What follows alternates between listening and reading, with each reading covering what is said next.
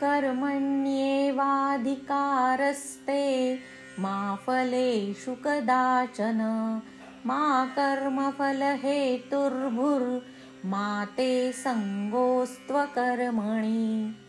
योगस्थः कुरु कर्माणि संगं त्यक्त्वा धनञ्जय सिद्ध्यासिद्ध्योः समो भूत्वा समत्वं योग उच्यते दूरेण यवरं कर्म बुद्धियोगात् धनञ्जय बुद्धौ शरणमन्विच्छ कृपणाः फलहेतवः बुद्धियुक्तो जहातीह उभे सुकृतदुष्कृते तस्माद्योगाय युज्यस्व योगः कर्मसु कौशलम्.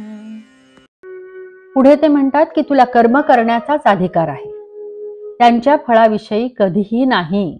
हे जे वारंवार ते सांगतात की पुढे काय घडणार आहे याची चिंता करू नकोस, कारण ते तुझ्या हातात नाहीच आहे. तुझ्या हातात काय आहे? फक्त माझ्या वाट्याला आलेलं कर्म मी करायचंय, एवढंच फक्त आपल्या हातात आहे.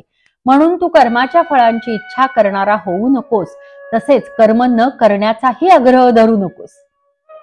आता इथे सर्वसामान्य माणसाचा गोंधळ उडतो. एखाद्याला वाटतं मी महिनाभर नोकरी केली आणि त्याचा पगारच नाही मिळाला तर कसं चालेल? बरोबर आहे ना? ते जसं म्हणतात की कर्म कर पण फळाची अपेक्षा करू नकोस. पण मग जर आपण नोकरी करतो किंवा कुठलंही काम करतो तर तेव्हा आपल्याला पैसे मिळतील आणि त्यावरच तर त्या पगारावर तर माझं घर चालणार आहे. पण इथे तर म्हणतात श्रीकृष्ण फळाची अपेक्षाच करू नको. आता अपेक्षा हा शब्द जो आहे ना तो खूप महत्वाचा आहे. तुम्ही कर्म केलं की त्याचं फळ मिळणारच आहे. तुम्ही हो म्हणा किंवा नका म्हणू, तुमच्या कर्माचं फळ मिळणार आहे. म्हणजे जसं तुम्ही नोकरी केली, महिनाभर नोकरी केली आणि तुम्ही म्हणालात की मी महिनाभर नोकरी केली आहे पण मला पगार नकोय, असं नाही होत. तुमच्या खात्यामध्ये तुमच्या जे तुम्ही लिहून दिलेलं आहे तिथे तुम्ही न सांगताही न मागताही महिन्याच्या महिन्याला तुमच्या खात्यामध्ये पगार जमा होतो. कामवाल्या बाईंनी महिनाभर आपल्याकडे काम केलं की ती नको म्हणाली तर आपल्याला चालेल का? की आपण म्हणू असं काय तू महिनाभर काम केलंस आणि पैसे नको म्हणतेस म्हणजे काय? नाही, तुझे ते हक्काचे पैसे. हा जो हक्क आहे ना, की जे काम केल्यामुळे जे हक्क आपला एखाद्या फळावरती तयार होतो, उत्पन्न होतो, त्याच्यासाठी वेगळं काही करावं लागत नाही. त्यामुळे तुम्ही जर कर्म केले तर त्याचं फळ मिळणारच आहे, पण ते तुमच्या अपेक्षेप्रमाणे ते फळ मिळेल अशी अपेक्षा करू नका. आता 2 इंजिनियर आहेत, दोघांनाही सारखे मार्क आहेत, दोघांचाही अनुभव सारखा आहे, पण तरीही त्या दोघांच्या पगारात फरक आहे. पण मग ते आता असं का आहे याचं उत्तर प्रारब्ध एवढंच आहे. हा सगळा विषय जो आहे ना तो शेवटी पुन्हा प्रारब्ध या विषयाशी येऊन थांबतो. मग ज्याला कमी पगार असेल तो साहजिकच अपेक्षा धरतो की दुसऱ्याला जेवढा पगार आहे तेवढाच मलाही मिळाला पाहिजे, किंवा उसकी साडी मेरी साडी से सफेद क्यों हा जो एक मुद्दा असतो ना, हा तो अपेक्षांचं मूळ कारण असतं. एखाद्याविषयी वाटणारी जेलसी, चिडचिड, मग त्याच्यामुळे काय होतं? जेलसी वाटते आणि चिडचिड वाढते, अशांती वाढते, अस्थिरता येते. मन कसं शांत राहील एखाद्या गोष्टीमध्ये जर तुम्हाला मनापासून ती गोष्ट आवडलेली नाहीये, की हे काय हिच्यापेक्षा तर माझा मुलगा कितीतरी छान आहे, सगळं तर आहे त्याच्याकडे, पण तरी तिची सून किती छान मिळाली आहे तिला सून, असं जेव्हा वाटतं ना तेव्हा मग चिडचिड होते. आणि हे आपल्याला जे मिळाले ते खूप छान आहे असं समजून त्याविषयी समाधान न बाळगता सतत असमाधान तुम्ही मनात घेऊन राहत असाल तर चिडचिड होणारच आहे. त्यामुळे काय होतं की कामामध्ये मग चुका होण्याची शक्यता जास्त असते. आता इथे मी 2 इंजिनियरचं उदाहरण दिलं किंवा एका सासूचं उदाहरण दिलं, आईचं उदाहरण दिलं की जी म्हणते की माझी सून त्या दुसरीपेक्षा तेवढी नाही, ती दुसरी छान आहे. त्यामुळे काय होतं, मग त्या सुनेविषयी माया कशी वाटेल, प्रेम कसं वाटेल, की जर तुला ती आवडलीच नाही, दुसरीच कुणीतरी आवडतीये, मग तू विनाकारण त्यांच्यावरती त्या मुलीवरती चिडचिड करणार, घरातलं वातावरण खराब होणार. तसंच त्या 2 इंजिनियर पैकी ज्याचा पगार कमी आहे त्याला जर असं वाटलं की मी का नोकरी करू, म्हणजे ह्याचं एवढं चांगलं आहे आणि मलाच का बरं असा पगार कमी, असं म्हणून त्याने जर नोकरी सोडून दिली तर ते स्वतःच्या हाताने स्वतःच्या पायावर धोंडा मारून घेण्यासारखंच आहे. म्हणून कृष्ण म्हणतात, हे धनंजया, अर्जुना, तू आसक्ती सोडून तसेच सिद्धी आणि असिद्धी यामध्ये समान भाव ठेवून योगात स्थिर होऊन कर्तव्य कर्मे कर. समत्वालाच योग म्हटले जाते. शुभ कर्माचे फळ सुख आणि अशुभ कर्माचे फळ दुःख. हे सुख आणि दुःख दोन्हीही इंद्रियांशी निगडीत आहे, हे आपण पाहिलेलंच आहे. थोडक्यात माणसाचा जन्म मिळाला की हा देह हा सुख दुःख भोगण्याचे साधन आहे, पण या जन्म मृत्यूच्या फेऱ्यातून मुक्तता म्हणजे मोक्ष आहे. माणूस सुखासाठी धडपडत असतो, त्याचं सगळं कर्म हे सुखाभोवतीच वेढलेलं असतं, पण तरीही सुख मिळेलच अशी खात्री नसते. दुःख मात्र न मागताही बिनचूक वाट्याला येतं. सुख काय, सुख आपण मागतो म्हणून असं म्हणायचं की सुख मागतोय तरी मिळत नाही. दुःख कोण मागेल, मला दुःख द्या, नाही, पण तरी ते येतच ना, बिनचूकपणे येतं. कारण सुख आणि दुःख हे तुमच्या हातात नाहीये. तुम्ही जे कर्म करता त्यावरती ते अवलंबून आहे. तुम्ही जितक्या निरपेक्षपणे ते कर्म कराल त्या प्रमाणात तुम्ही जर चुकीचं कर्म केलं तर तुमच्या वाट्याला दुःख हे येणारच आहे आणि ते फिरून तुमच्याकडे येणार आहे. तुम्ही किती नाही म्हटलं तरी चुकीचं काम केल्यामुळे कदाचित त्यावेळेस तुम्हाला ते वाटेल की मला सुख मिळाले. जसं एखाद्या भ्रष्ट अधिकाऱ्याने लाच घेतली तर त्यावेळेस त्याला सुख मिळणार आहे, त्याला असं वाटणार आहे की मला एवढे पैसे मिळाले, वा, पण ते चुकीचं काम आहे आणि त्याच्यानंतर त्याच्यावरती इन्क्वायरी बसेल, त्याला शिक्षा होईल, जेलमध्ये जावं लागेल. हे सगळं काय झालं तर ते तुम्ही जे करताय ना चुकीचं कर्म, त्याचं फळ ते तुम्हाला मिळणारच आहे. आणि त्याच्यामुळे यशाच्या किंवा सुखाच्या मागे न लागता प्रामाणिकपणे वाट्याला आलेलं कर्म धर्माचरणानुसार करत राहणं हे म्हणजे योग कर्म आहे. या समत्वरूप बुद्धियोगापेक्षा सकाम कर्म अत्यंत तुच्छ आहे. म्हणून हे धनंजय अर्जुना, तू समबुद्धीतच रक्षणाचा उपाय शोध, म्हणजे बुद्धियोगाचा आश्रय घे. कारण फळाची इच्छा बाळगणारे अत्यंत दीन असतात. समबुद्धीचा पुरुष पुण्य व पाप या दोहोंचाही याच जगात त्याग करतो, अर्थात त्यापासून तो मुक्त असतो. म्हणून तू समत्वरूप योगाला चिकटून राहा. हा समत्वरूप योगच कर्मातील कौशल्य आहे, म्हणजेच कर्मबंधनातून सुटण्याचा उपाय आहे. थोडक्यात प्रत्येक कर्म हे कर्मयोग म्हणजे कर्माप्रती यश अपयशाची चिंता न करता ठेवलेली निष्ठा. भक्तियोग म्हणजे फळाची अपेक्षा न ठेवता समत्व भावाने कामात ठेवलेले सातत्य.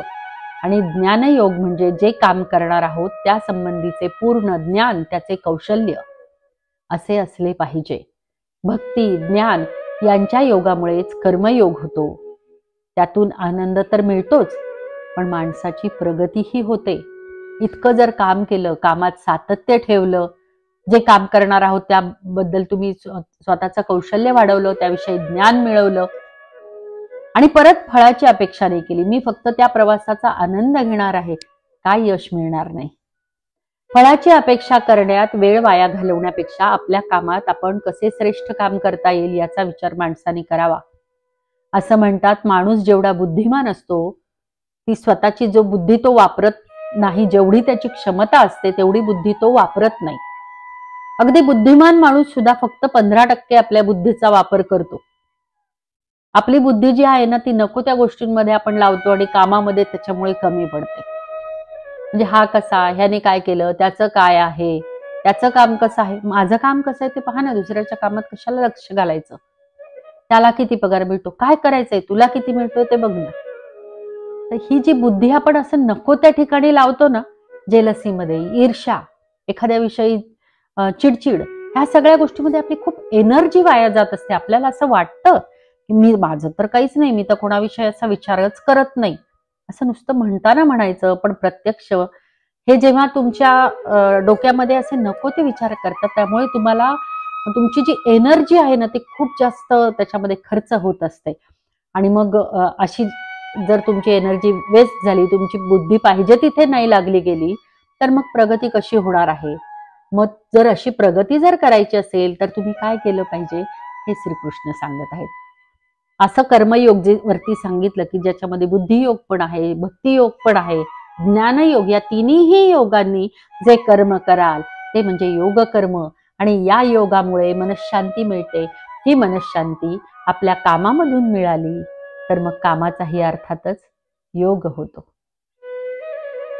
कर्मजं बुद्धियुक्ता हि फलं त्यक्त्वा मनीषिणः जन्मबन्धविनिर्मुक्ताः पदं गच्छन्त्यनामयम् यदा ते मोहकलिलं बुद्धिर्व्यतितरिष्यति तदा गन्तासि निर्वेदं श्रोतव्यस्य श्रुतस्य च श्रुतिविप्रतिपन्ना ते यदा स्थास्यति निश्चला समाधावचला बुद्धिस्तदा योगमवाप्स्यसि.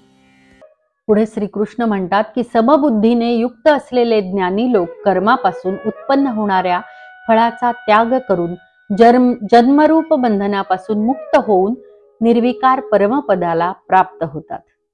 जेव्हा तुझी बुद्धी मोहरूपी चिखलाला पूर्णपणे पार करून जाईल तेव्हा तू ऐकलेल्या व ऐकण्यासारख्या इहपर लोकातील सर्व भोगांपासून विरक्त होशील. तऱ्हेतऱ्हेची वचने ऐकून विचलित झालेली तुझी बुद्धी जेव्हा परमात्म्यात अचलपणे स्थिर राहील तेव्हा तू योगाला प्राप्त होशील. म्हणजेच तुझा परमात्म्याशी नित्य संयोग होईल. अर्जुन उवाच स्थितप्रज्ञस्य का भाषा समाधिस्थस्य केशव स्थितदिः किं प्रभाषेत किमासीत व्रजेत किम. आता कर्मयोगाविषयी श्रीकृष्णाने सांगितल्यावर अर्जुनाने विचारलं की हे केशवा, जो समाधीत परमात्म्याला प्राप्त झालेला आहे अशा स्थिर बुद्धी पुरुषाचे लक्षण काय? म्हणजे स्थिर बुद्धी म्हणजे काय हे आतापर्यंत श्रीकृष्णाने सांगितले. तरी पण अर्जुन विचारतो की स्थिर बुद्धी ठेवायला पाहिजे हे समजते, पण स्थिर बुद्धी पुरुष कसा बोलतो, कसा बसतो, कसा चालतो? आतापर्यंत अर्जुन कृष्णाला प्रश्न विचारताना सर्वाबद्दल विचारत होता, स्वतःबद्दलच विचारत होता की मी असं केलं तर मला पाप लागेल का, मी असं वागणं योग्य आहे का, असे प्रश्न त्याने विचारले. स्वतःला जे हवं आहे तेच श्रीकृष्णाकडून ऐकण्यासाठी एक प्रकारे स्वतःला जस्टिफिकेशन देण्यासाठी तो प्रश्न विचारत होता. पण आता तो स्वतःविषयी विचारत नाहीये प्रश्न. तो काय विचारतोय की श्रीकृष्णाने सांगितलेल्या स्थितप्रज्ञ माणसाविषयी प्रश्न विचारतोय, स्वतःविषयी नाहीये की मी अमुक केलं तर तमुक होईल असं नाही म्हणत आहे तो. श्रीकृष्णांनी जे स्थितप्रज्ञ माणसाविषयी सांगितलं त्याच्याबद्दल तो विचारतोय की मग स्थितप्रज्ञ माणूस चालतो कसा, बोलतो कसा हे तू मला सांग. या प्रश्नाने अर्थातच श्रीकृष्णांना आनंद झाला असणार, कारण अर्जुनाने मी पण सोडून कृष्णाला जो आवडतो तो कोण आहे याचा विचार केलेला आहे. आतापर्यंत फक्त स्वतःच्या स्वार्थाचा स्वतःचा विचार अर्जुन करत होता. आतापर्यंतचा युक्तिवाद सोडून आता खऱ्या अर्थाने अर्जुन श्रीकृष्णाकडून ज्ञानप्राप्तीसाठी मानसिक दृष्ट्या तयार झाला होता. गुरुच नाही तर शिष्यही त्या उंचीचा हवा. गुरु खूप सांगेल पण शिष्याने ते समजूनच घेतलं नाही आणि जर तरचा वाद घालत बसला तर मग काय उपयोग? शिष्याने गुरु समोर स्वतःचं ज्ञान नाही सांगायचं तर मी अज्ञानी आहे हे मान्य करून अनन्य भावाने गुरुला शरण जायचं, आणि तेच आता अर्जुन करत होता. श्री भगवानुवाच प्रजहाति यदा कामान् सर्वान् पार्थमनोगतान् आत्मन्येवात्मना तुष्टः स्थितप्रज्ञस्तदोच्यते दुःखेष्वनुद्विग्नमनाः सुखेषु विगतस्पृहः वीतरागभयक्रोधः स्थितधीर्मुनिरुच्यते यः सर्वत्रानभिस्नेहस्तत्तप्राप्य शुभाशुभं नाभिनन्दति न द्वेष्टि तस्य प्रज्ञा प्रतिष्ठिता. भगवान श्रीकृष्ण म्हणाले, हे पार्था अर्थात पृथापुत्र अर्जुना, ज्यावेळी हा पुरुष मनातील सर्व कामना पूर्णपणे टाकतो आणि आत्म्यानेच आत्म्याच्या ठिकाणी संतुष्ट राहतो त्यावेळी त्याला स्थितप्रज्ञ म्हटले जाते. दुःखदायक प्रसंगी ज्याच्या मनाला खेद वाटत नाही, सुखांच्या प्राप्तीविषयी ज्याला मुळीच इच्छा नाही, तसेच ज्याचे भय, प्रीती, क्रोध नाहीसे झाले आहेत, असा मुनी स्थिर बुद्धी म्हटला जातो. जो पुरुष सर्व बाबतीत स्नेह शून्य असून त्या शुभ किंवा अशुभ गोष्टी घडल्या असता प्रसन्नही होत नाही किंवा त्यांचा द्वेषही करत नाही. त्याची बुद्धी स्थिर असते. हे सगळं कळतं पण वळत नाही अशी माणसाची स्थिती असते. स्थितप्रज्ञ म्हणजे स्थिर बुद्धीचा माणूस. संयमाशिवाय बुद्धी कशी येणार बरं? आता हा संयम कसा अंगी आणायचा? तर आपली बुद्धी ही आत्मनिष्ठ असली पाहिजे आणि अंतर्बाह्य इंद्रिय ही बुद्धीच्या अधीन असली पाहिजेत. भ्रम सगळ्यात आधी बुद्धीला होतो आणि मग तो इंद्रियांपर्यंत पोचतो. हीच ती कामना. बुद्धी जर आत्मनिष्ठ असेल तर आवाजवी कामना ती करणार नाही. आपले कर्म योग्य मार्गाने करून जे फळ मिळेल त्याचा आनंदाने समाधानाने स्वीकार करेल. कसलेही शॉर्टकट्स शोधणार नाही. जो स्वतःबद्दल समाधानी असेल, आनंदी असेल, तो स्थितप्रज्ञ. आपण स्वतः आतून शांत नसू, समाधानी नसू तर दुसरा कोणीही आपल्याला शांत समाधानी करू शकणार नाही. जो काही मार्ग असेल तो आपल्यापासून सुरू होतो आणि आपल्याशीच संपतो. आपल्याला सुखी किंवा दुःखी करण्याचा अधिकार आपण दुसऱ्या कोणालाही देता कामा नये. आपलं सुख किंवा दुःख हे आपल्याच हातात असलं पाहिजे. असा माणूस स्थितप्रज्ञ असतो. कोणाच्या तरी लग्नात मानपान दिला नाही तर आपण दुःखी होतो. जास्त मान दिला तर आपण सुखी किंवा आनंदी होतो. पण समोरच्याचं वागणं हे आपल्या हातात नाहीये. तो त्याच्या स्वभावानुसार वागतो हे समजून घेतलं तर आपला निम्मा त्रास संपेल. आपल्याला दुसऱ्याच्यामुळे आनंद व्हावा किंवा दुसऱ्यामुळे दुःख व्हावं हा अधिकार आपण कोणाला द्यायचाच नाही. श्रीकृष्ण अर्जुनाला स्थितप्रज्ञतेची लक्षणं सांगत आहेत. कारण नाही सांगत तर लक्षण सांगतात. क्रोध नसेल, भय नसेल असा माणूस स्थिर बुद्धी असेल. क्रोध आणि भय मनापासून नसलं पाहिजे.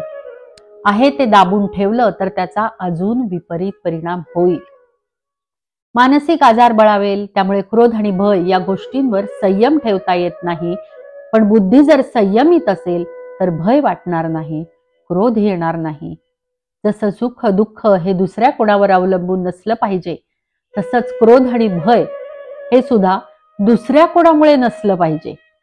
म्हणजे त्याला कोणी कारण नसलं पाहिजे तर ते लक्षण असलं पाहिजे.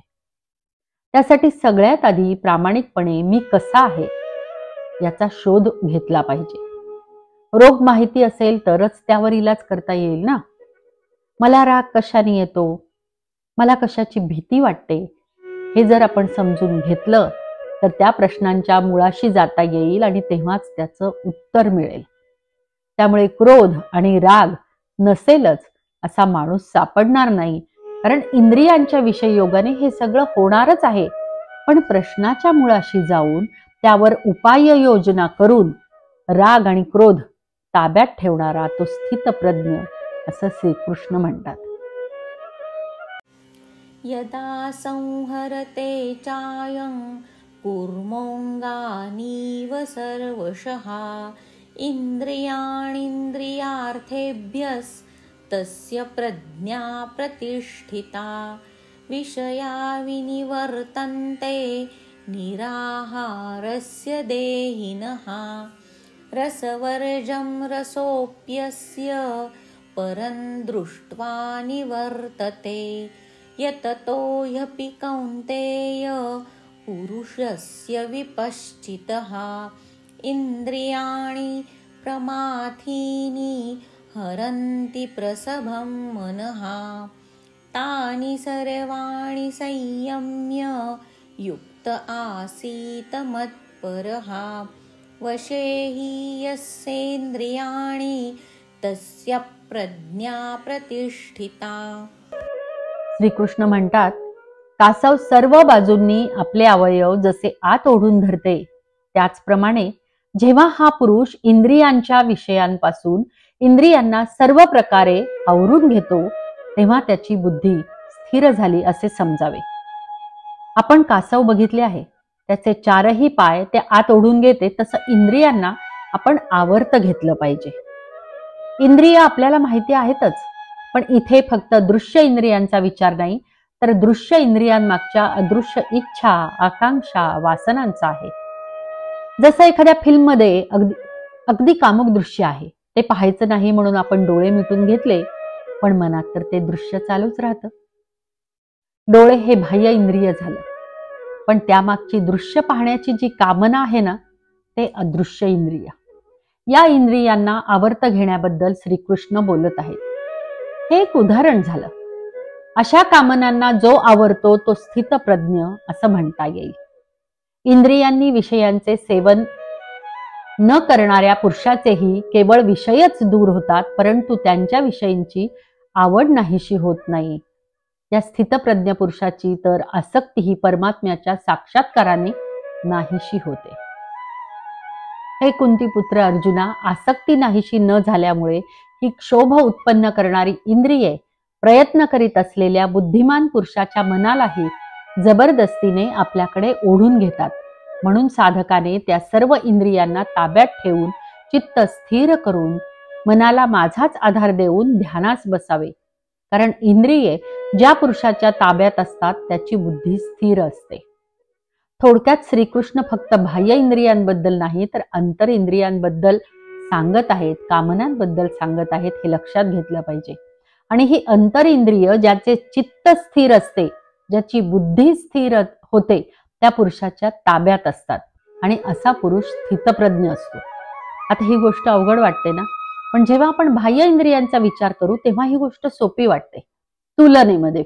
जसं मी वर उदाहरण दिलं तेच जर घेतलं डोळ्यांचं उदाहरण, तर डोळे फोडून टाकणं सोपं आहे की आतली कामना आवर्ती घेणं सोपं आहे?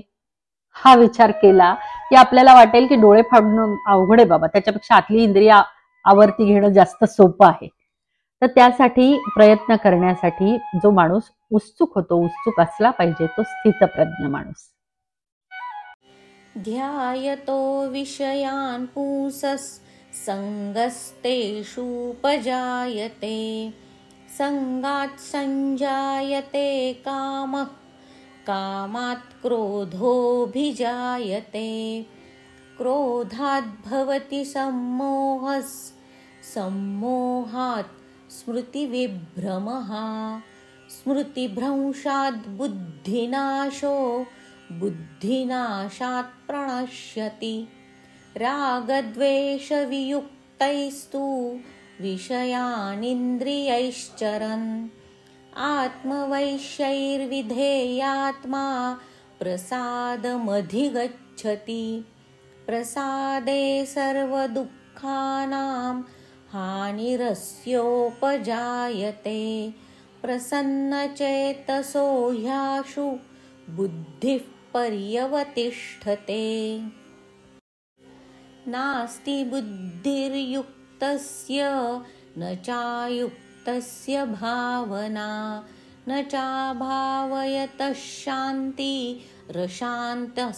कुतः सुखम् इन्द्रियाणां हि चरतां यन्मनोनुविधीयते तदस्य हरिति प्रज्ञां वायुर्नावमिवाम्भसि तस्माद्यस्य महाबाहो निगृहीतानि सर्वशः इन्द्रियाणीन्द्रियार्थेभ्यस्तस्य प्रज्ञा प्रतिष्ठिता.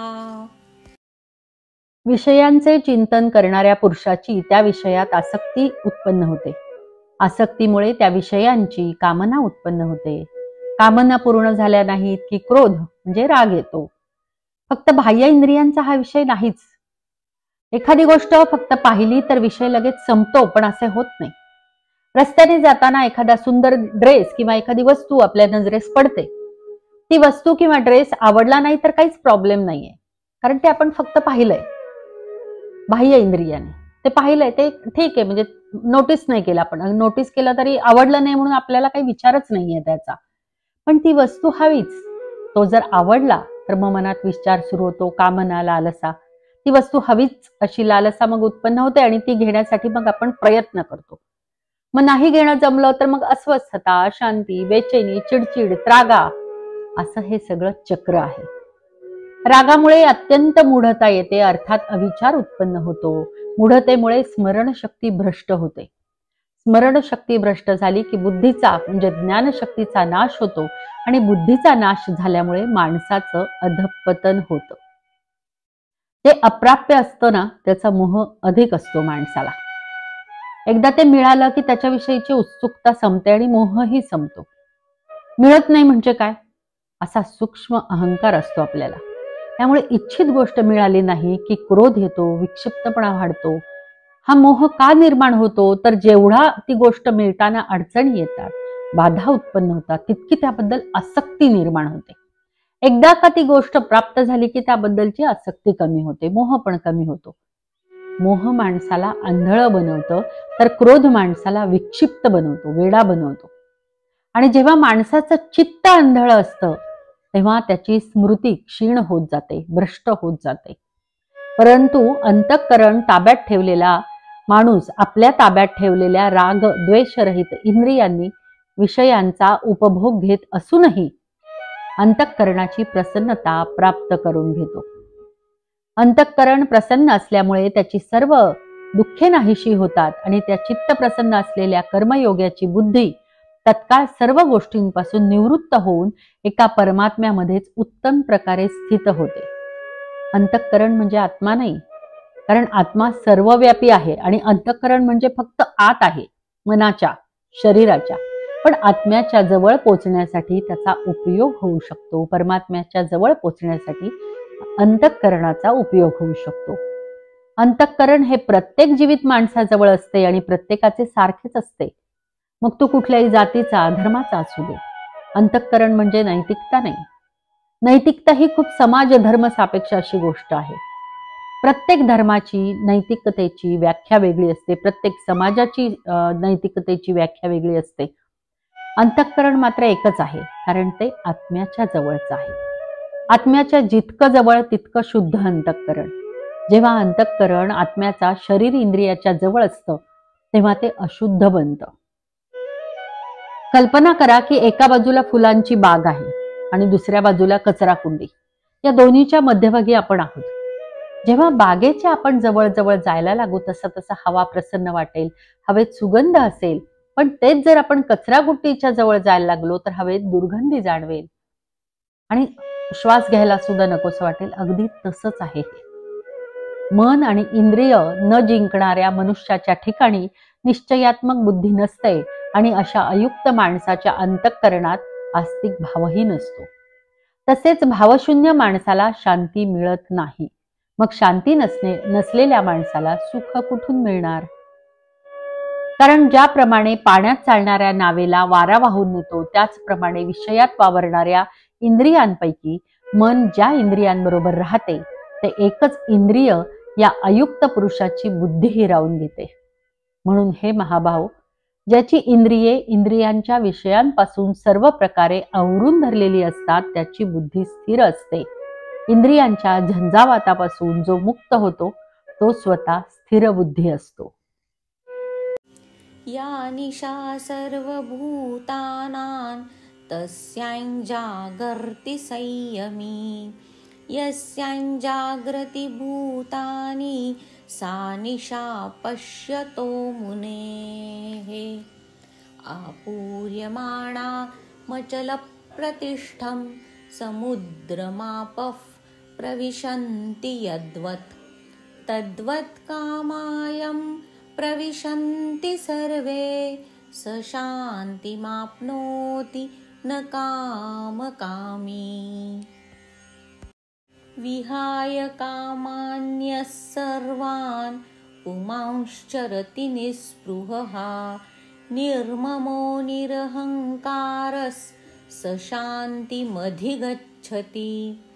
एषा ब्राह्मी स्थितिः पार्थ नैनां प्राप्य विमुह्यति स्थित्वा स्यामन्तकालेऽपि ब्रह्मनिर्वाणमृच्छति. ते म्हणतात की सर्व प्राणांच्या दृष्टीने जी रात्रीसारखी असते अशा नित्य ज्ञान स्वरूप परमानंदाच्या प्राप्तीत स्थितप्रज्ञ योगी जागतो आणि ज्या नाशिवंत सांसारिक सुखाच्या प्राप्तीत सर्व प्राणी जगतात ती परमातत्व जाणणाऱ्या मुनीसाठी रात्रीसारखी असते. ज्याप्रमाणे निरनिराळ्या नद्यांचे पाणी सर्व बाजूंनी भरलेल्या व स्थिर असलेल्या समुद्रात त्याला विचलित न करताही सामावून जाते, त्याचप्रमाणे सर्व भोग ज्या स्थितप्रज्ञ पुरुषामध्ये कोणत्याही प्रकारचा विकार उत्पन्न न करताच सामावून जातात, तोच पुरुष परमशांतीला प्राप्त होतो, भोगाची इच्छा करणारा नव्हे. जो पुरुष सर्व कामनांचा त्याग करून ममता, अहंकार आणि इच्छा टाकून राहत असतो, त्यालाच शांती मिळते. प्रारब्धानुसार स्थितप्रज्ञांच्या वाटेलाही भोगाचे निमित्त येतच असते, पण त्यातून निर्माण होणाऱ्या सुखदुःखाविषयी त्याला जाणीव असल्याने त्यापासून तो तटस्थ भावनेने ते मार्ग आचरण करत असतो. हे पार्था, अर्थात पृथापुत्र अर्जुना, ब्रह्माला प्राप्त झालेल्या पुरुषाची ही स्थिती आहे. ही प्राप्त झाल्याने योगी कधीही मोहित होत नाही आणि अंतकाळही या ब्राह्मी स्थितीत स्थिर होऊन ब्रह्मानंद मिळवतो. जो सर्व कामना आकांक्षा सोडून निरीच्छ अहंकार रहित होऊन कर्तव्य करीत राहतो, त्याला मनशांती मिळते.